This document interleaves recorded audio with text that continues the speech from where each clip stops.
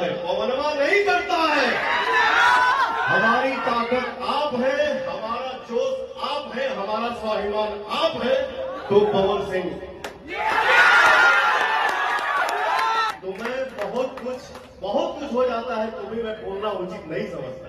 ठीक बा भाई के बोल के खुश बा रे, खुश रहो। एगो गांव में बाबा के तबीयत खराब भइल, गांव के लड़का पूछले से बाबा काहे कि अब झूठो के ही गए बड़ा जाए तो राम राम कर।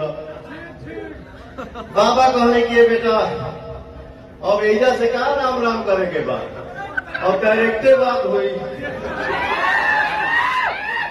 अब सामने सामने बात हुई, एजा से क्या बोली। देखिए सीखना सबको है, कोई अगर बोल दे कि हमको आ गया तो समझिए कि उनका विनाश चालू हो गया। सीखना सबको है, मेहनत सबको करना है। हाँ, ये लड़की पहली बार मेरे सामने खड़ा हुई, थोड़ा नर्वस थी।